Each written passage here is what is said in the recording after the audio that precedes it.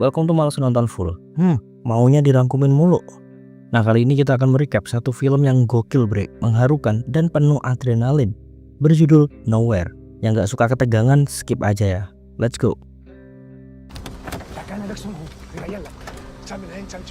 Nah, diketahui Spanyol sedang mengalami masa krisis akibat rezim yang menyebabkan kelangkaan bahan pangan dan energi, sehingga orang-orang yang tak memiliki value tenaga seperti anak-anak, ibu hamil, dan orang tua harus ditangkap dan tak diizinkan hidup. Kejem bre. Nah, beberapa keluarga berinisiatif untuk pergi dari negaranya menuju negara yang lebih baik, yaitu Irlandia. Dan ini adalah Nico. Dia adalah salah satu orang yang memutuskan untuk pergi dari Spanyol. Bersama istrinya yang sedang hamil bernama Mia, mereka berusaha menuju kontainer yang akan dipakai melarikan diri dengan hati-hati agar tak ketahuan. Tentu Nico harus membayar sejumlah uang ya untuk melakukan tindakan ilegal ini. Bahkan Nico dan Mia harus merelakan cincin kawin mereka demi bisa membayar tempat. Dengan itu Nico dan Mia akhirnya sampai di dalam kontainer. Seperti yang harusnya kalian tebak ya, di dalamnya penuh dengan keluarga, anak-anak, dan beberapa wanita hamil. Perjalanan ini akan sangat memakan waktu bre. Nggak ada pasokan makanan maupun minuman, cuma modal nekat. Di sini Nico memberi Mia sebuah snack coklat sneaker gitu deh untuk dimakan saat dibutuhkan. Ya, persediaan makanan mereka cuma itu doang. Pagi pun tiba, Mia terbangun saat ada salah seorang yang melubangi kontainer dengan bor untuk melihat keadaan di luar. Di sini Mia bilang ke Nico bahwa dia udah nggak merasakan pergerakan anaknya selama kurang lebih 2 harian ini. Alih-alih panik, Nico justru menenangkan Mia bahwa semua akan baik-baik saja. Pokoknya Nico ini adalah Green Forest husband banget lah. Saat melihat seorang anak ya, Mia tiba-tiba teringat anak pertamanya yang dibawa paksa oleh pasukan rezim. Kemungkinan besar anaknya ini udah meninggal bre. Karena kalau udah berada di tangan para tentara rezim ini nggak akan pernah ada yang selamat. Tak lama kemudian kontainer tiba-tiba berhenti. Ternyata kontainer diberhentikan untuk menambah kuota dan makin banyak lagi penumpang ilegal yang masuk. Kayak bis malam sumber kencono gitulah. Nico yang awalnya ingin mengecek kondisi luar ya, justru terjatuh karena terdorong orang-orang yang ingin masuk ke kontainer. Nah, di momen inilah Mia dan Nico terpisah kontainer. Waduh, drama banget lah pokoknya di sini. Mia mencoba melihat Nico berada di kontainer mana. Ternyata Nico masuk ke kontainer berwarna hijau dan Mia akan terus mengingat itu. Setelah itu Mia pun menelpon Nico karena khawatir. Tapi Nico selalu menenangkan Mia ya bahwa mereka akan bertemu karena hanya akan ada satu kapal kontainer yang berangkat hari ini. Dalam perjalanan, Mia mengintip kondisi memprihatinkan di luar. Anak-anak, perempuan, orang tua, semua dikurung dan tentu akan dihabisi karena dinilai gak terlalu berguna dan hanya bisa makan. Singkat cerita, kontainer telah sampai di pintu masuk dermaga bre. Sial karena ternyata ada pemeriksaan ketat dari para tentara pasukan rezim. Tentu ini bukan berita yang baik ya, karena jika ketahuan ya mereka semua akan langsung dihabisi. Si sopir berusaha menutupi sebisa mungkin bahwa tak ada yang spesial di dalam kontainernya. Si mi retraso me penaliza. Ya, pero yo tengo que mirar el interior, ¿sabes? Para penumpang ilegal termasuk Mia pun segera masuk ke ruangan tersembunyi yang sudah disediakan di bagian depan kontainer. Alhasil tentara ini nggak bisa melihat adanya manusia di dalam kontainer itu. Di mata mereka kontainernya kosong aja, dan tentu nggak akan semudah itu. Karena kepala tentara rezim menyadari ada satu hal yang sangat janggal. Panjang ruang kontainer di dalam seperti nggak sesuai dengan panjang kontainer sesungguhnya. Ini tidak bagus. Kepala tentara rezim menyuruh satu prajuritnya untuk berdiri di ujung dan menembakkan peluru keluar kontainer. Benar saja ya, terlihat masih ada sisa ruang yang cukup lebar. Kepala tentara itu kemudian membuat kesepakatan agar semua penumpang ilegal keluar. Tenang, gak akan diapa-apain kok, om baik, gitu katanya. Di sini Mia malah memilih untuk memanjat di salah satu tumpukan peti karena dia tahu hal ini gak akan berhasil. Kepala tentara memberi pilihan pada para penumpang ilegal, keluar dengan selamat atau akan diberondong dengan peluru dari luar. Akhirnya salah satu penumpang pun memberanikan diri karena ya takut lah, dan tetap ditembak dong bangsat. Gak berhenti sampai di situ aja, semua penumpang diberondong peluru dan habis bre. Menyisakan Mia yang berhasil bersembunyi di atas. Untunglah Mia dan anaknya selamat.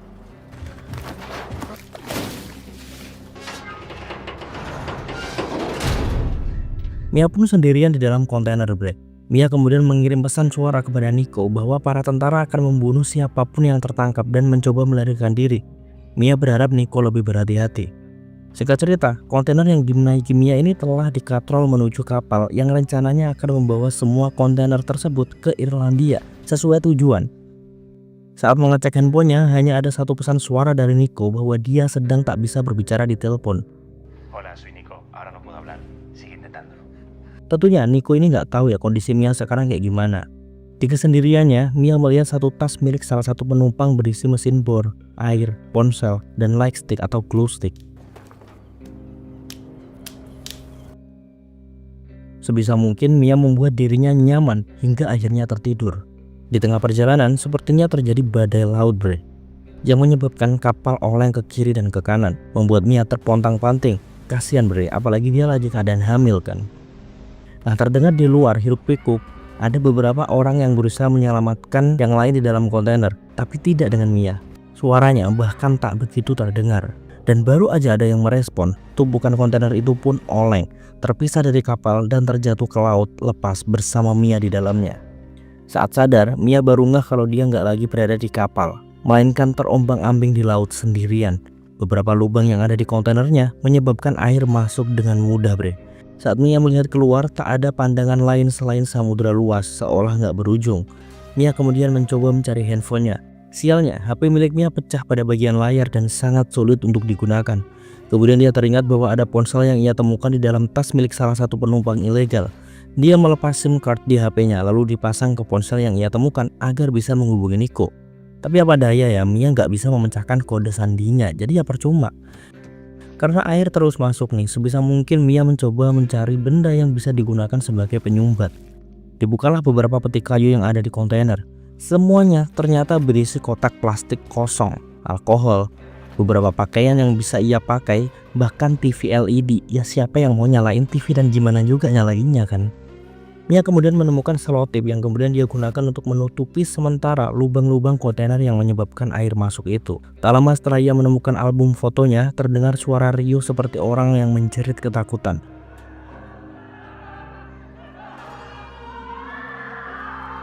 Setelah Mia lihat lagi, itu berasal dari kontainer hijau yang mungkin itu ditumpangi Nico sedang tenggelam. Tentu Mia sangat sedih dan masih berharap Nico bisa selamat lalu menjemputnya. Malam pun tiba. Mia tak pernah menyerah untuk menghubungi Nico, namun tetap tidak ada jawaban. Mia sempat ingin bundir, bre, dengan sebuah pisau yang ia temukan di situ. Namun ia nggak sanggup karena terjadi kontraksi di perutnya tiba-tiba.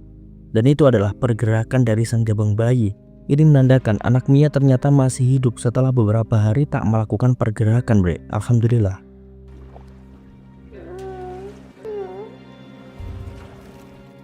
Saat Mia akan memejamkan matanya karena kelelahan, terdengar suara menggema seperti suara paus biru. Mia sangat ketakutan dong, berharap itu bukan suara monster yang akan menyakitinya. Di tengah tidurnya, satu peti yang menggantung terjatuh dan pecah memperlihatkan isinya yang semuanya adalah bebek karet mainan. Lalu kontainer terbanjiri dengan air hingga Mia tenggelam. Don't worry, bre, karena Mia hanya bermimpi buruk. Saat bangun, Mia penasaran dengan isi peti yang menggantung itu. Dia berusaha menaruh satu lagi peti di bawahnya agar peti di atas tak pecah saat terjatuh yang akan berpotensi membuat lubang lebih besar di kontainer.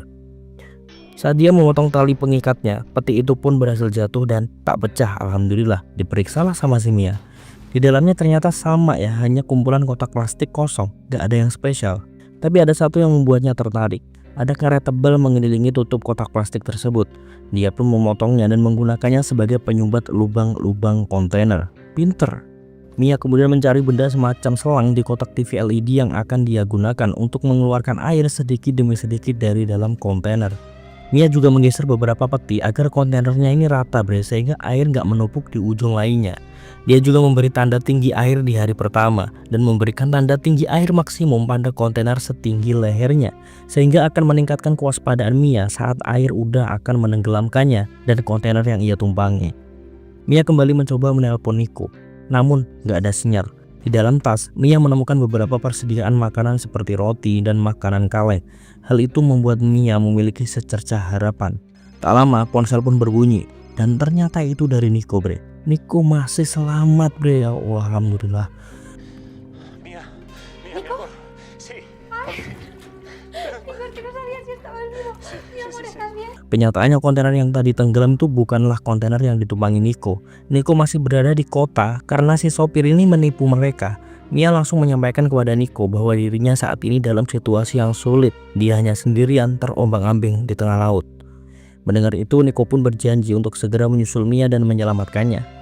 Telepon itu tak berlangsung lama karena HP Nico dalam keadaan lowbat. Tak lama setelah itu perut Mia pun kembali berkontraksi meskipun tak terlalu parah. Yang bisa dilakukan Mia adalah menghemat makanan tersisa dan berdiam diri hingga Nico nanti sampai.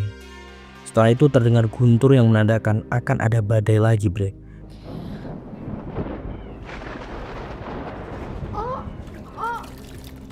Bener aja, badai pun terjadi. Mia pun panik bukan kepalang, kita yang nonton aja ikutan panik. Ponsel Mia kembali berdering, namun dengan kuatnya ombak membuat Mia menjatuhkan ponselnya. Di waktu yang bersamaan, sepertinya Mia udah waktunya untuk melahirkan, bre. Dia berusaha menahannya sebisa mungkin, namun pendarahan tak bisa dihentikan. Hingga akhirnya di dalam kontainer yang penuh air laut, ombak yang tak bersahabat, serta cuaca yang mencekam, Mia pun melahirkan anaknya di situ secara mandiri. Sumpah kasihan, bre, liatnya. Sempat gak bersuara, syukurlah anak Mia terlahir dengan selamat dan normal.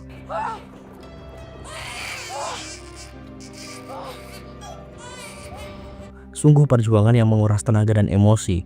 Anak Mia adalah perempuan, bre. Dia lahir sebagai anak yang cantik. Tanpa bantuan medis, Mia menyimpan ari-ari anaknya sendiri di kotak plastik. Anak Mia terus-terusan menangis dan gak mau nenen. Di tengah suara tangisan anaknya, Mia samar-samar mendengar suara menggema itu lagi. Singkat cerita, Mia memiliki ide untuk melubangi bagian atas kontainer agar bisa keluar. Sementara itu anaknya tetap tak mau berhenti menangis. Mia bahkan sangat emosi dibuatnya. Mia kayaknya mengalami baby blues gitu, bre. Ya siapa yang gak stres coba?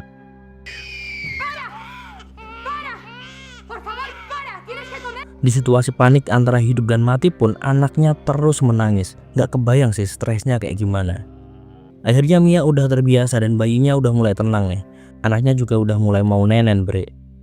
Kondisi Mia semakin lemah dan lapar, sehingga dalam satu waktu Mia menghabiskan seluruh persediaan makanannya tanpa berpikir dua kali, karena tentu perut Mia butuh nutrisi dan energi supaya tetap bisa memberikan ASI ke anaknya.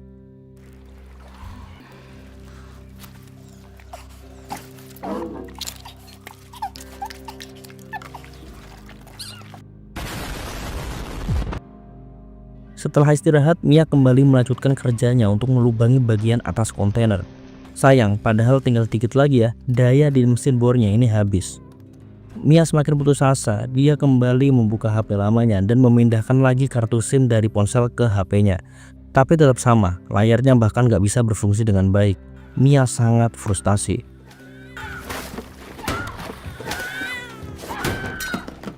Kemudian dia ingat bahwa masih memiliki sebilah pisau yang memiliki gerigi, yang kemudian dia gunakan untuk memotong sedikit demi sedikit tubuh kontainer yang dia lubangi tadi sampai tangannya berdarah, bre. Untuk sementara Mia menghentikan pekerjaannya. Di dinginnya malam, energi Mia semakin menipis. Mau gak mau, dia harus makan sesuatu. Sehingga terpaksa Mia harus memakan satu-satunya daging yang ada di kontainer tersebut selain dirinya. Tenang, bukan si bayi kok, tapi ari-arinya. Jijik sih, tapi ya gimana lagi, adanya cuma itu. Toh itu juga sumber makanan kan. Di situ suara menggema kembali terdengar. Saat diintip keluar, gak ada apapun. Barulah tak lama setelah itu, terlihat ada sosok makhluk menabrak kontainernya. Anak Mia pun menangis ketakutan.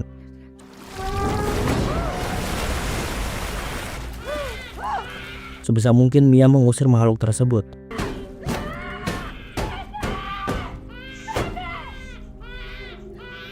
Dan setelah dirasa sudah aman, Mia kembali meletakkan anaknya dan tertidur.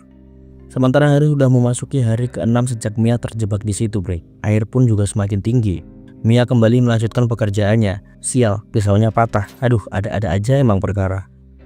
Persediaan air tak ada lagi yang tersisa, sampai Mia melihat ada tetesan embun di atas kontainer melalui lubang-lubang yang dia buat. Mia semakin putus asa, dia udah mulai mengalami delusi. Tiba-tiba aja dia melihat sosok anak pertamanya yang bernama Uma, dikabarkan udah meninggal ya, bre.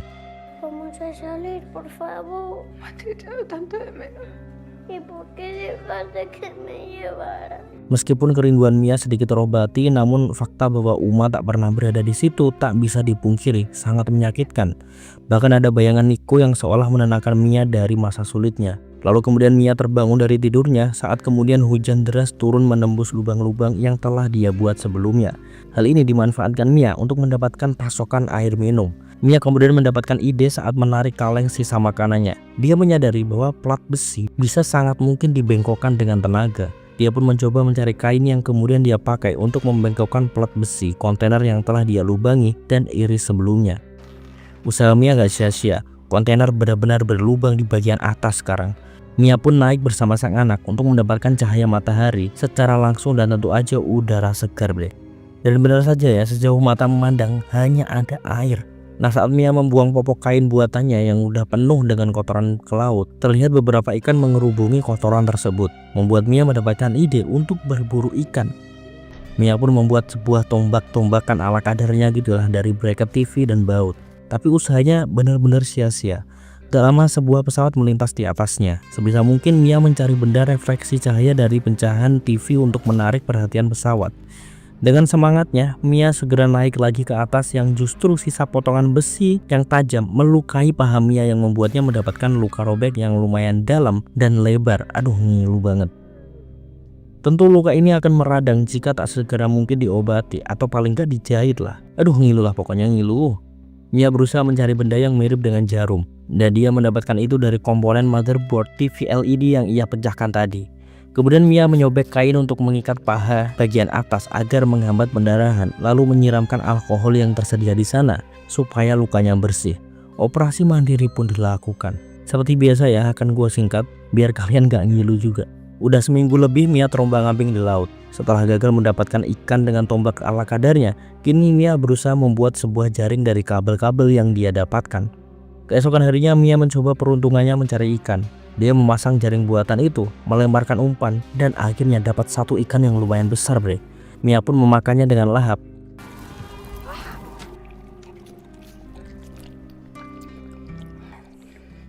No me mires así, que tú también estabas desesperada antes de mamar.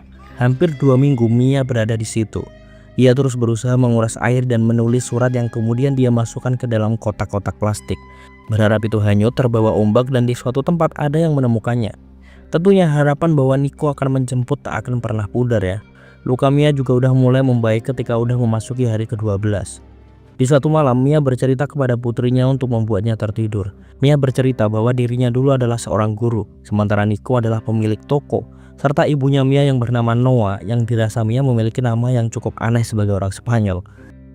Esta es tu abuela, Noah. ¿Qué te parece ese nombre?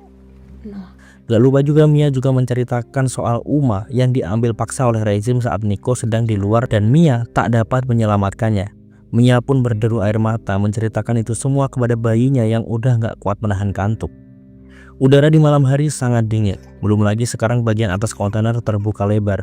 Mia pun mengatasinya dengan menumpahkan alkohol ke sebuah kain, kemudian memasukkannya ke sebuah termos, lalu membakarnya agar menjadi penghangat anaknya. Tak lama ada suara seperti benda menabrak-nabrak kontainer. Mia dengan hati-hati menggendong sang anak menuju atas. Mia penasaran benda apa itu. Dan setelah dilihat ternyata hanya kotak plastik berisi pesan yang ia hanyutkan tadi. Justru karena Mia naik, ponselnya mendapatkan sinyal. Disitulah Nico menelpon Mia. Meskipun sulit ya untuk membuka layar HP, tapi untungnya bisa bre. Telepon itu pun terangkat. Sempat senang karena bisa mendengar suara suaminya lagi. Mia langsung dibuat bersedih hati karena ternyata Nico tak bisa menjemputnya. Bukan karena gak mau, jadi bre, Nico sempat tertangkap dan tertembak pasukan tentara rezim. Sehingga keadaan Nico sekarang sedang sekarat. Dan tujuan Nico menelpon Mia adalah berpamitan untuk yang terakhir kalinya. ¿Dónde estás? Mi amor, escúchame por favor. ¿Qué pasa, Nico? Prométemelo. Nico, ¿qué pasa? Estoy escondido en un contenedor. Mia menyampaikan bahwa anaknya ini telah lahir dan akan menamakannya Noah, seperti nama ibunya Mia yang dikatakan Mia sangat aneh itu. Nico sangat senang mendengarnya. Sayang, dia tak pernah akan bisa melihat wajah putri kecilnya walau hanya sekali. Mia benar-benar seperti hilang harapan. Setelah itu dia menemukan sneaker pemberian Nico di jaket yang udah lama tak ia pakai itu. Seolah-olah itulah satu-satunya peninggalan dari Nico. Sementara itu air di dalam kontainer udah mencapai batas maksimum selama kurang lebih 26 hari terombang-ambing di laut. Kontainer ini akan menjadi kenangan tak terlupakan seumur hidup Mia. Di dalamnya berisi catatan, gambar saat gabut, dan lain-lain. Airnya kini udah melebihi limit, sehingga Mia harus membuat sampan kecil untuk anaknya. Saat akan membuat sampan untuk dirinya ya, Mia melihat burung camar mendarat memakan sisa ikan Mia. Kehadiran burung camar ini menandakan bahwa posisi Mia udah sangat dekat dengan daratan. Malam pun tiba. Air kontainer semakin tinggi, menimbulkan goncangan kecil yang mengejutkan Mia. Mia kemudian memeriksa di dalam kontainer untuk menyelamatkan beberapa benda termasuk sneaker yang ia taruh di dalam kotak. Sedikit lagi air memenuhi kontainer dan akan membuatnya tenggelam. Nah, drama lagi. Pas mau balik nih, kaki Mia terjerat tali-tali peti. Di sisi lain, sampan yang berisi anaknya mulai hanyut. Mia semakin tenggelam dengan kondisi kakinya terjerat. Sekeras apapun Mia mencoba memotong talinya, dia tetap kesusahan bre. Namun akhirnya tali pun terputus dan Mia berhasil keluar dari peti. Dibarengi dengan lewatnya seekor paus yang sejak awal mengeluarkan bunyi menggema itu. Mia panik, bukan karena pausnya, tapi karena dia kehilangan sang anak. Terlebih kondisi cuaca berkabut membuatnya sulit melihat kemanapun. Pada akhirnya semburan air dari punggung paus membuat anaknya menangis sehingga Mia bisa mendeteksi keberadaan anaknya.